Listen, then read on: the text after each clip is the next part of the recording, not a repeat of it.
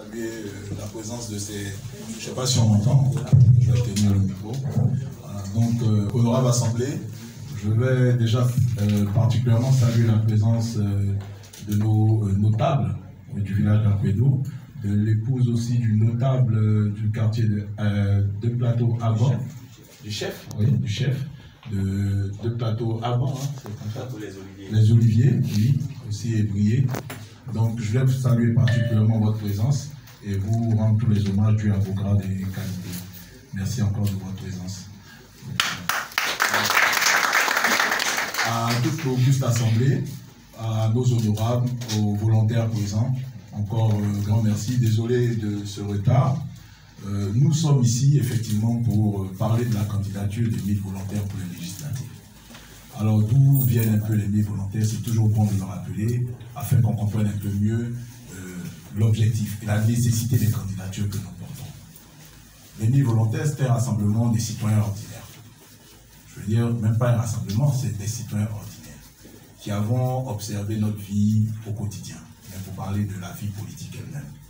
Et qu'est-ce que nous avons observé depuis 30 dernières années? Chacun a son commentaire. Chacun a forcément ses idées. Chacun a ses solutions sur cette situation. Et non, c'est inné. Nous sommes 22 millions. Chacun a son idée sur comment on peut résoudre les problèmes que nous connaissons dans ce pays. Chacun a des idées pour résoudre l'école. Chacun a une idée sur l'environnement.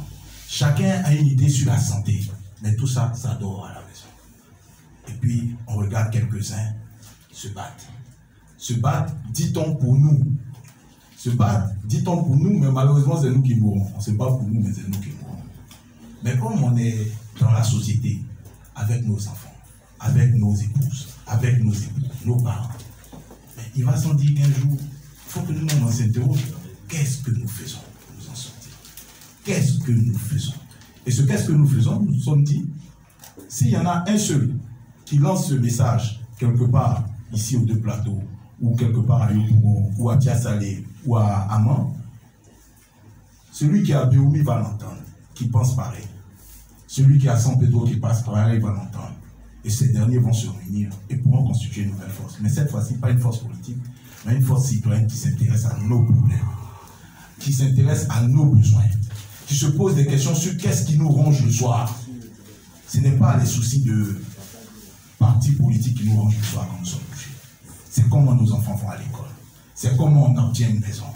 C'est comment demain je trouve du travail pour mon fils. Voilà les vraies questions qui taraudent l'esprit des citoyens que nous sommes. Donc au nom de ces questions permanentes, nous avons donc lancé ce gros rassemblement citoyen qui s'appelle les 1000 volontaires. On s'est rendu compte que nous étions donc beaucoup plus nombreux que nous pensions. J'ai dit, finalement, si nous sommes si nombreux à s'affranchir des chapelles politiques, mais la démocratie, c'est la loi du nombre. Si nous sommes tant à penser qu'il existe une autre voie, si nous sommes si nombreux à penser que nous pouvons ouvrir une nouvelle page pour notre pays, mais allons au bout de l'audace. Allons au bout de l'audace. Faisons vivre nos idées. Sortons-les des tiroirs en faisant une force qui va permettre à tous les Ivoiriens de profiter de la quintessence de l'intelligence de chacun d'entre nous. Et c'est comme ça que les 1000 volontaires sont nés en cette année 2020, un 6 juin. On s'est rencontrés, on a parlé. Et au bout du temps, on s'est rendu compte que nous étions si nombreux que là où on compte les gens, ça s'appelle l'élection présidentielle. Et donc nous avons désigné un parmi nous que j'ai représenté à la convention des 1000 volontaires. Nous avons eu un parrainage avec toutes ces personnes, tous ces citoyens qui ont adhéré à ce discours qu'on peut résumer en « nous sommes fatigués ». Nous sommes fatigués, personne ne viendra du ciel pour nous sauver, sauvons-nous nous-mêmes. Sauvons-nous nous-mêmes. Et c'est au nom de ce sauvons-nous nous-mêmes que nous avons candidaté aux élections présidentielles. J'aime bien cette image, 50 millions c'est beaucoup pour une personne, mais c'est 50 000 pour 1000 personnes. Ça veut dire que quand vous savez être méthodique, vous pouvez développer et soulever les plus grosses montagnes. Et nous l'avons réussi. Nous avons déposé un dossier complet. Mais nous n'avons pas atteint l'objectif pour la simple raison que ça nous montre encore l'effort, la quantité de travail démocratique qu'il nous faut continuer de faire. Nous ne baissons pas les bras. Qu'est-ce que nous savons faire? Réfléchir, proposer. Nous sommes des pacifistes, mais nous sommes des gros progressistes. Des gens qui veulent aller toujours de l'avant. Et au nom de cette démarche continue, parce que nous le faisons pour nos enfants, nous nous sommes dit, mais on ne peut pas rester au bord du chemin. Nous avons les hommes, nous avons la vision. Qu'est-ce qu'il nous faut? S'il y a encore un exercice démocratique, il faut être présent. Mais cette fois-ci, il faut être présent avec des citoyens ordinaires. On ne va pas se mettre en rang pour aller donner nos voix à d'autres personnes. Si c'est nous qui faisons les députés, faisons-le nous-mêmes. C'est comme ça que nous allons lancer cet appel à candidature pour tous les candidats, pour tous ceux qui avaient des intentions de candidature, des citoyens qui se sont dit un jour, moi aussi je pense que je peux en apporter à la nation. Et nous avons eu cette vague de candidature citoyenne. Aujourd'hui, je voudrais peut-être rendre un hommage à M. Christian Bois qui est absent, qui est notre candidat à Nibilegro d'ailleurs, puisque j'ai vu qu'il ne s'est pas présenté. Ce jeune Christian Bois qui a pris sur lui d'organiser tout ce processus de sélection des candidatures et qui a conduit toutes ces listes à la CEI et qui nous a donné aujourd'hui, je vais dire, en candidats encartés, 1000 volontaires, 18 candidatures encartées et au-delà, je crois une quarantaine non encartées à cause du principe des quotas. Mais je crois qu'on vous expliquera ça dans les détails tout à l'heure. Donc, je voudrais féliciter encore cette audace citoyenne. Voilà un peu pour l'historique des 1000 volontaires. Vous dire pourquoi maintenant nous voulons être à l'Assemblée nationale, pourquoi particulièrement il nous faut être à l'Assemblée nationale, pourquoi de plus en plus de jeunes, de femmes, de citoyens ordinaires, non politisés doivent se retrouver à l'Assemblée nationale. Voilà toute la quintessence de la conférence de presse que nous donnons aujourd'hui. Donc je crois, je vais peut-être passer la parole à Serge, qui va aller, il y a un mot qu'on entend sur les réseaux sociaux, on dit en profondeur, pour donner on va dire la quintessence même véritable de cette candidature 1000 volontaires, ces citoyens qui doivent pourtant changer les choses dans notre prochaine Assemblée nationale. Je vous remercie. Je voudrais donc vous dire tous, souhaiter la bienvenue et surtout vous souhaiter présenter mes vœux. Même si nous sommes en février, il n'est jamais trop tard pour souhaiter les vœux. Donc on souhaite que 2021 soit une année meilleure que 2020 à tout point de vue. Plus de démocratie, plus de santé, et plus de joie, plus de succès, plus de réussite. Alors, la question revient souvent, pourquoi est-ce que nous avons décidé d'aller aux législatives dans la situation politique que connaît le pays? Notre lecture des choses, en vérité, n'a pas changé. Le principe du troisième mandat, à nos yeux, est toujours, le troisième mandat, il est toujours illégal. La question de la fiabilité du Conseil constitutionnel se pose toujours, parce que nous avons été victimes donc, des décisions du Conseil constitutionnel. La CEI n'est toujours pas conforme à l'arrêté de la Cour africaine des droits de l'homme et des peuples. La liste électorale n'a toujours pas fait l'objet d'un audit international. Alors, pourquoi est-ce qu'on décide d'aller aux élections? Simplement parce que nous sommes des citoyens, et nous sommes au service des Ivoiriens. Nous sommes à la limite à notre propre service, parce que nous sommes des citoyens. Et donc, on ne peut pas continuer à regarder les difficultés qui sont les nôtres, la souffrance qui est la nôtre, et dire qu'on ne fait rien, abandonner et se résigner. Ce n'est pas possible. Il faut pouvoir faire changer les choses.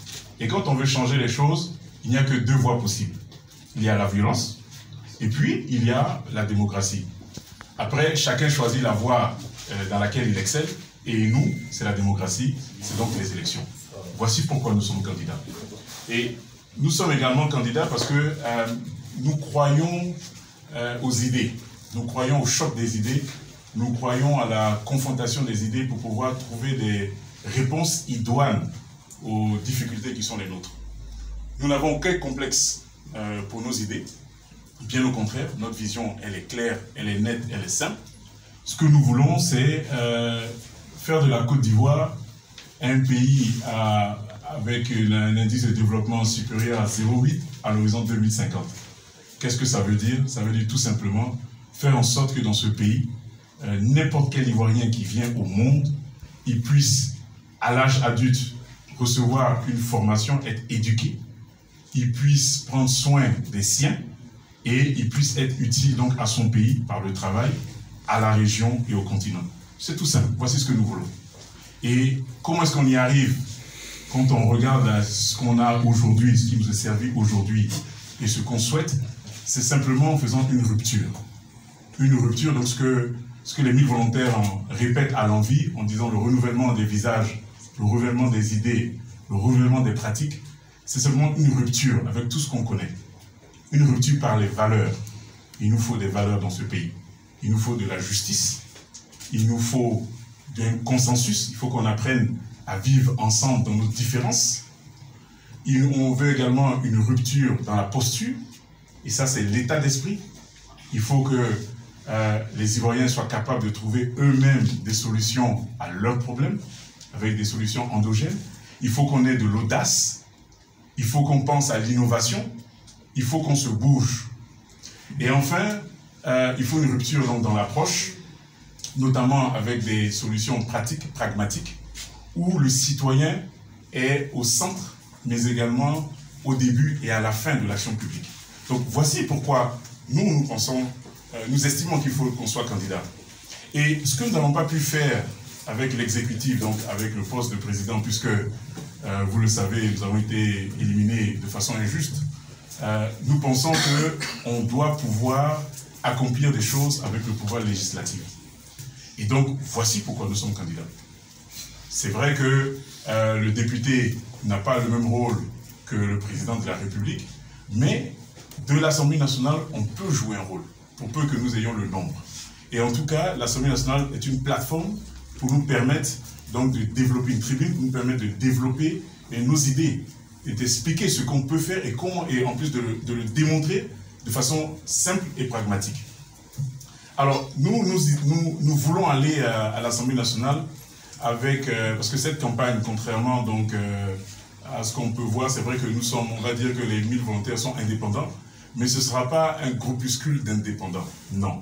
C'est un groupe qui va avec une campagne nationale, donc avec des projets de loi que l'on va porter au niveau national, et bien sûr, il y a des spécificités donc, locales qui s'appliqueront. Mais quand on parle de projet de loi, de proposition de loi, pardon, nationale, de quoi est-ce qu'on parle? On parle des choses aussi simples que le contenu local. Donc, le contenu local, c'est un ensemble de dispositifs et de règles qui permettent 4 objectifs. Assurer donc aux entreprises locales, mais on va aller plus loin, détenues par des individus ivoiriens, leur assurer donc un accès au marché, donc avoir des contrats, permettre que les Ivoiriens puissent recevoir des offres d'emploi en nombre plus important, permettre de créer une expertise locale avec la construction de champions nationaux. Voici ce que le contenu local peut faire. Et donc, il n'y a pas de secret, hein, c'est des choses qui existent dans pratiquement tous les pays, et nous avons vu comment ça a pu changer la dynamique de ces pays. Nous voulons aller également avec des propositions de loi sur la moralisation de la vie publique. Il est temps que l'on comprenne ce que tous nos hommes politiques, tous nos élus gagnent, parce que c'est notre argent, il faut que l'on comprenne. Il est important qu'ils puissent donc faire des déclarations de patrimoine public. Il est important qu'on puisse contrôler leurs déclarations, leur patrimoine, qu'on puisse auditer leurs revenus. Il faut que les choses soient faites dans la transparence. Nous voulons également, parce que nous pensons que la Côte d'Ivoire en tant que nation a des divergences ou des difficultés, rencontre des problèmes sociaux qui ne sont par la suite qu'amplifiés par le politique. Et donc il est important pour nous de regarder des questions aussi simples que le foncier rural. Nous proposons donc de venir avec une proposition de loi pour simplement interdire la vente de terrains ruraux, aussi simple que cela. Et je suis content de voir nos parents ébriés. Je pense qu'ils comprennent mieux que quiconque ce dont on parle. Voilà. Parce que la vente des terrains, finalement, ne fait qu'appauvrir les communautés qui les vendent. Donc voilà des choses que nous voulons pousser. Nous voulons aller encore plus loin, même si nous faisons face à certaines limites actuelles de la loi. Nous avons des idées pour remettre le travail au cœur de l'esprit des jeunes, pour supporter les jeunes qui acceptent de travailler. Nous avons des propositions pour permettre des avancées notables sur l'agriculture. Voilà autant de choses que nous voulons faire. Mais nous avons une campagne qui va bientôt commencer. On aura le temps donc de discuter de toutes ces choses en long et en large. Donc voilà, résumé, pourquoi nous voulons aller aux élections et pourquoi nous demandons donc aux Ivoiriens de nous soutenir, parce que nous sommes simplement des citoyens et on veut, comme l'a dit Serge plus tôt, amorcer ce changement dont on a besoin. Et de notre point de vue, l'ensemble de la classe politique aujourd'hui est en difficulté, est essoufflé, en panne d'idées. Ben, je pense qu'il est temps peut-être de laisser la place à d'autres qui viendront avec des idées un peu plus novatrices et avec leur énergie. C'est pour ça que dans la liste des candidats à 1000 volontaires, il y a beaucoup de jeunes. Il faut de l'énergie. Et on l'oublie souvent, mais les plus belles années de ce pays, c'était les années 60 à 75, 80. Tous ceux qui ont fait bouger ce pays, c'était les jeunes. C'était les jeunes qui avaient à peine fini les études, qui ont été mis là par le président Oufoué, et qui ont permis de ce dynamisme qui a permis à la Côte d'Ivoire d'être ce qu'elle est aujourd'hui. Donc il nous faut retrouver ces choses-là, il faut remettre les jeunes au cœur de notre action publique. Donc voilà, mesdames et messieurs, ce qu'on voulait dire, mesdames et messieurs les journalistes, et donc nous restons ouverts aux questions. Bien entendu. Voilà.